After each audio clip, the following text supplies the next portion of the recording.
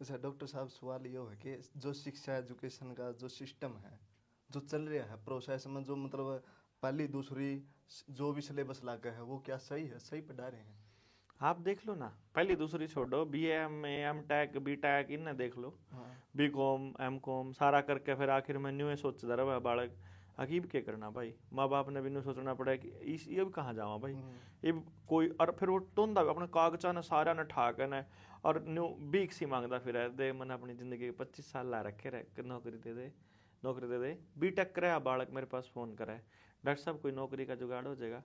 मैं उससे पूछूंगा भाई स्किल क्या है तेरे पास, उन्होंने कहोगा स्किल का तो बेरा नहीं जी, B Tech कर रखी, अंधा कुछ नहीं, B Tech कर रखी। क्या की B Tech कर रखी भाई, के नौकरी का जुगाड़ करा, कितनी तनख्वाह चाहिए भाई, देख लो जी खर्चा चल जाए, कितना चाहिए तेरा खर्चा कितना, देख लो जी 10 12 15 जितना जुगाड़ बनता हो। हाँ। मैं भाई 8,000 तो दे इसको, बोले ठीक है जी, एक्सपीरियंस लेने खातर ले लिया। एक्सपीरियंस के लिए किसी भी लेवल तक तो B Tech न्यू करी थी गए। मैं तो सिर्फ इतना ही कहूँगा भाई, जो एजुकेशन बच्चे को उसके जीवन के लिए तैयार नहीं करती, वो वेस्टेज है उसकी ज़िंदगी का भी और टाइम का भी। और जो एजुकेशन उसको ज़िंदगी के लिए तैयार कर रही है, वह है असली अच्छा, एजुकेशन। नैतिक शिक्षा क्या मानो आप? क्या है नैतिक शिक्षा? क्या? जी, आदमी को अपना धर्म पता हो, पिता के तौर पे, माता के तौर पे, समाज में टीचर के तौर पे, नौकरी करने वाले के तौर पे, वो उसका क्या कर्तव्य है, वो जिस पोजीशन पर भी है। कभी मैं पिता हूँ, कभी मैं पुत्र हूँ, तो पिता के तौर पे मेरा कर्तव्य अलग है, पुत्र के तौर पे अलग है। मुझे वो शिक्षा बचपन में दे दी जाए कि मेरे नैतिक कर्तव्य क्या है, मुझे किस तरह की ज़िंदगी जीने हैं, वो है नैतिक शिक्षा। अच्छा। अच्छा, एक 10वीं कर ली, 12वीं कर ली, फिर BA कर ली, एक बच्चा आके डिस्टर्ब हो जाए एक टाइम पर कि अब मैं क्या करूं, मेरे पास अब कुछ भी कार्य नहीं फेलियर है। है ये क्यों समाज का, फेलियर हो रहा है ये? समाज का, टीचर्स का और पेरेंट्स का फेलियर है ये। हाँ। उसको कैसे ये, वो कैसे ये सोच सकता है कि मैं अब क्या करूं? उसके पास तो बचपन में जब वो स्कूल में होता है ना, तब इतनी सारी चॉइस होनी चाहिए कि मैं ये भी कर सकता हूँ, ये भी कर सकता हूँ, ये भी कर सकता हूँ।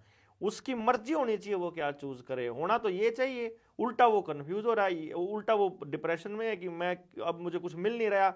उसको इतनी सारी चीजें मिलनी चाहिए कि सुविधाओं के अभाव में वो अपने करियर को चूज करने में दिक्कत ना माने। यही समाज का कर्तव्य है, यही टीचर्स का रोल है, यही माँ बाप को करना चाहिए। अच्छा, जापान और चीन के स्कूलों में वो रोबोट बनाने सिखावा होती, वो अपने इंटरेस्ट पर छोड़ दें, तो कुछ भी कर, खेलना है तेरे को, रोबोट बनाना तेरे को, वो सही है? वो ड्रामा शिक्षा है, सही वो है? ड्रामा है जो आपको सोशल मीडिया पे दिखाया जाता है। रोबोट बनाना नहीं सिखाते, वो आपको मशीनों के साथ खेलना सिखाते हैं, वो आपको उनका कनेक्शन सिखाते हैं, सभी तरह की चीज़ें बनाना सिखाते हैं, वो खेती करना भी सिखाते हैं, वो अन्न उगाना भी सिखाते हैं, वो वहाँ पर मतलब सफाई करना भी सिखाते हैं, वो सारी चीज़ें सिखाते हैं, ऐसा नहीं है। और जहाँ जो लोग ऐसा करना सिखा, और वो भी ऐसा नहीं कि सब जगह सिखाते हैं। चाइना में आपने जाके नहीं देखा, चाइना में अपने डेलीगेट जाते रहते हैं जो अपनी टीम में से हैं, वो बताते हैं बहुत गरीबी है वहाँ। जो चाइना का रूप आपको दिखाया जाता है वो एक कैपिटलिस्ट एरिया है जहाँ सिर्फ अमीरों का एरिया है। जैसे अहमदाबाद में जब ट्रंप ने आना था तो उस टाइम दीवार खींचकर गरीबों को छुपाया गया था, ऐसे ही चाइना के अंदर गरीबों का अलग इलाका है जहाँ दीवारें डाल करके उनको बाकी दुनिया से मरहूम रखा जाता है। अपने सामने रियल को बहुत नहीं लेके आए। असली चीज़ नहीं आती है। यही काम सभी देशों के अंदर है। गरीबी बहुत है, अमेरिका में जाओगे कैंसर का परसेंटेज सबसे ज़्यादा है, डिप्रेशन सबसे ज़्यादा है, फैमिली का कोई कल्चर नहीं है, बेरोजगारी इतना बुरा हाल है, लोग अपने मेडिकल बिल तक पे नहीं कर सकते। कोई अमेरिका कोई बहुत ज़्यादा तरक्की पसंद देश नहीं है। अच्छा, विस्थापन जो हो रहा है दूसरे देशों में, अपने देश से जो बच्चे जा रहे हैं अमेरिका और देशों में जो जा रहे हैं, वो उधर अमेरिका नहीं, रोजगार के लिए जा देखो रहे हैं? रोजगार के लिए नहीं जा रहे, उनके अंदर एक, उनके दिमाग में एक कचरा भर दिया गया कि यहाँ कुछ नहीं है और वहाँ सब कुछ है। यही कचरा बिहारियों के, झारखंड वालों के दिमाग में भर दिया कि यूपी उसमें हरियाणा और पंजाब में सब कुछ है। ये राजनीति करने वाले लोग जब इंटरनेशनल राजनीति की बारी आए तो देश के बच्चों को छुड़वाते हैं, और जब देश की राजनीति की बारी आए तो प्रदेश के बच्चों को छुड़वाते हैं। असली खेल है आपको आपकी मेन जमीन से दूर करना। जब आप अपनी पुश्तैनी जमीन को छोड़ करके किसी और जगह पर जाकर बसना शुरू कर देते हो तो आपको रिफ्यूजी बोला जाता है। असली आदमी, असली मालिक धरती का वो है जो अपनी पुश्तैनी जमीन पर बैठा है। इसलिए आप उस जमीन पर अपना अधिकार ना जता दो, इसलिए वहां से छोड़ा जाता है। आपको शायद पता नहीं है, पिछले कुछ सालों में बिहार का जो पलायन है, झारखंड और बिहार का, वो हरियाणा और पंजाब में बहुत ज़्यादा हुआ है।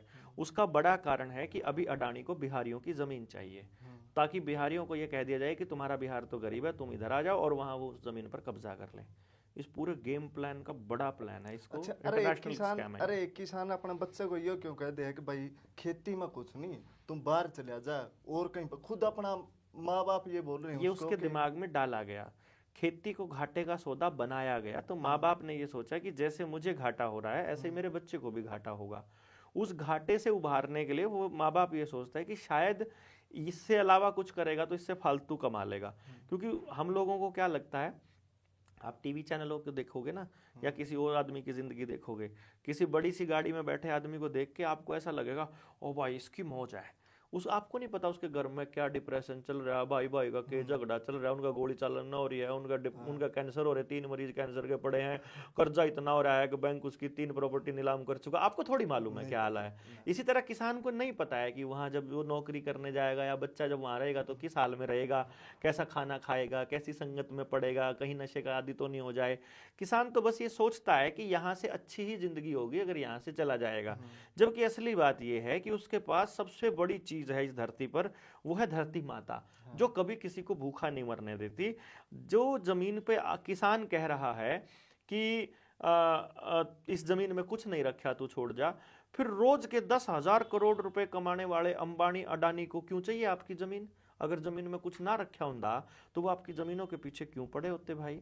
असल बात तो ये है कि जमीन एक ऐसी चीज है जिसमें से कोयला, सोना, चांदी, लोहा, एल्युमिनियम, तांबा, कपड़ा, चमड़ा, रबड़, पानी, अनाज, खान, सब कुछ तो जमीन से मिलता है।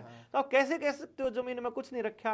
अरे जमीन में ही सब कुछ रखा है। लेकिन फिर करने वाले को, किसान की क्यों उसकी कमीज फटी रहा है, उसकी धोती फटी रहा है, उसकी थाली में रोटी नहीं है, फिर भी वो गरीब देखो है।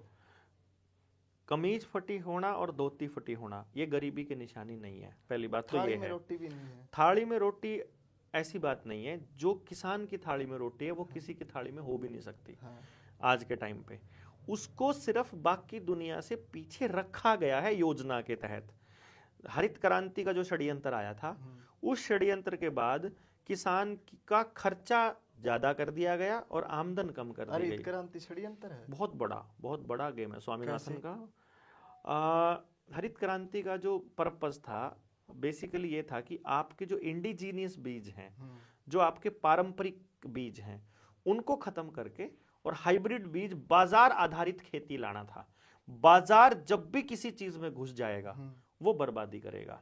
तो बाजार को घुसाने के लिए ही हरित क्रांति का ड्रामा किया गया था। क्रांति तो ये बोलती कि अच्छे बीज प्रोवाइड करवाए हैं, अच्छे संसाधन प्रोवाइड करवाए हैं, अच्छे बीज, उन्नत बीज। मुझे एक बार वहाँ हिसार यूनिवर्सिटी के एक एग्रीकल्चर के प्रोफेसर थे, वो बोले हम उन्नत बीज बनाते हैं, विकसित बीज बनाते हैं।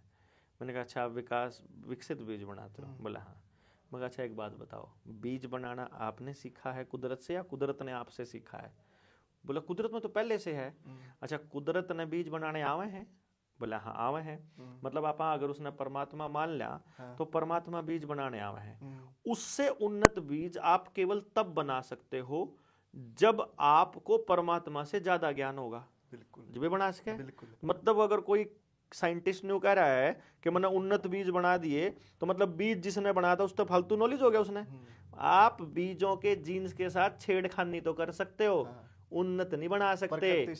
और जिसको आप कीटनाशक बोल रहे हो ना, नाम में कीटनाशक रहे यार, कीटों को नाश करने वाला। आप कीटों का नाश करोगे तो धरती के पुत्र कैसे हो गए आप?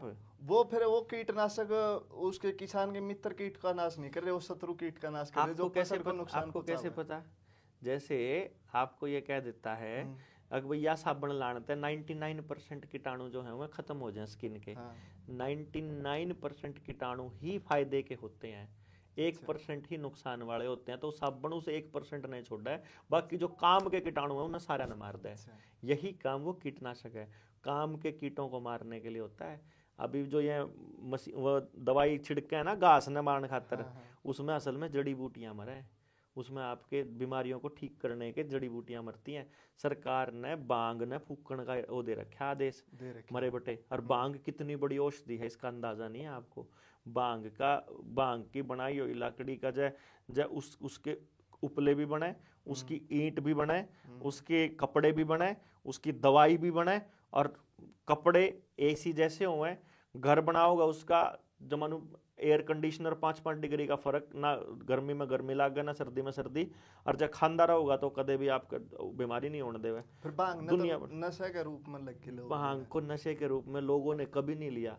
कितने पाते खा ले भांग, कदे नशा करे को नहीं। अच्छा। नशा बनाया इन लोगों ने, चोरों ने। नशा साबित जो भी आपके काम की चीज है, अफीम है नशा नहीं है, दवाई है, बांग है दवाई। देने लगे। ओवरडोज तो यार इनने दिया। हाँ, इनने दिया। ओवरडोज इनने दिया। अगर जय एक आदमी अफीम के ओवरडोज से मर गया तो अफीम को बैन करना है, तो सड़क पे एक भी आदमी मर दे, सड़क पे चलना बैन होना चाहिए। बिल्कुल। फिर वो कैसे नहीं करा? 24 लाख बच्चा इस देश के अंदर 3 कारणों से मरता है हर साल। कुपोषण से, गलत इलाज होने से और इलाज ना मिलने से। उस पर तो कुछ नहीं बोलता सरकार। डिप्रेशन में कितने लोग मरे, उस पर तो कुछ नहीं बोल दे। एक भी किसान अगर कर्जे की वजह से आत्महत्या करता है तो कर्जा माफ होना चाहिए सबका। बिल्कुल होना चाहिए। क्यों नहीं होता? बड़ी चिंता हो ना थारी। कैंसर तक मरो तो अपना इलाज खुद कराओगे, एक्सीडेंट में मरो तो खुद कराओगे, बालक पैदा होने वाले अस्पताल में जरा 20-20, 25-25, 1-1 लाख रुपया खुद खर्च करोगे और निकोगी कोरोना तो नहीं मरने देने था। ऐसा सेलेक्टिव इलाज कैसे करते हो आप? मतलब इतना दोगलापन कहां से लाते हैं ये उधर बैठे हुए मंत्रालय में बैठे हुए लोग कि एक चीज के ऊपर तो उनका ये रिएक्शन है, दूसरी चीज के ऊपर। अरे ये देश के लोगों को समझना पड़ेगा, ये दोगलापन समझो। वो कहते हैं योगी ने इतने अवैध कत्ल खाने बंद करा दिए। अरे उन्हें वैध भी तो खोल दिए। वैध कत्ल खाना में गाय की आरती उतारे हैं के, उसमें भी तो गाय कटा है। अवैध बंद कर दिए, बोला अवैध आते बंद कर दिए, दारू पीने के ठिकाने अवैध बंद कर दिए, लेकिन वैध खोल दिए। ये बात कर रहे यार, इतने चमकदार ठेके खोलने लग रहे वो आपके बच्चों को ये दिखाने के लिए। भांग का नशा जो दवाई है उन्हें तो नशा कम है, और जो असली नशा उन्हें सड़क के ऊपर चमकदार ठेके बना के बेचने लग रहे। एक एक गांव में 2-2, 3-3 और बार खोलने लग रहे, आपके गांव को नाश करने लग रहे। इतना दोगलापन, और समझ में नहीं आएगा क्या हम लोगों को? हमारे को सब समझ में आ रहा है। अच्छा, तो फिर किस तरीके से टैकल कर सका आप इस तरीके? भाई ये बड़ा काम है। पहले तो समझ की लड़ाई है मेरे भाई। पहले समझें, क्योंकि समझ ही समाधान है। बिल्कुल। और सारी प्रॉब्लम की जड़ है ना समझी। तो पहले एक बार समझ लिया। तो जनता सरकार मोर्चा ट्रेनिंग देता रहता है। 24 नवंबर को अभी तालकटोरा स्टेडियम में अपना सेमिनार है पेरेंटिंग पे। बच्चों की परवरिश के लिए क्या किया जाए, 100% रोजगार वाला एजुकेशन सिस्टम कैसे लागू किया जाए, आने वाले टाइम में कर्जे से मुक्ति कैसे हो, और बाकी अपने बच्चों को और गांव को बचाने की लड़ाई कैसे लड़े, इसके लिए लगातार अपन ट्रेनिंग कर दे रहा हूँ जनता सरकार मोर्चा वाले। उन ट्रेनिंग्स में गांव वाले आएंगे तो शायद हम कुछ बड़ा समाज के लिए कुछ एक उदाहरण भी पेश कर पाएंगे और कुछ लोगों को इस बारे में समझा पाएंगे। ऐसी उम्मीद हम लोगों को है। ठीक है, बहुत बहुत धन्यवाद भाई जी।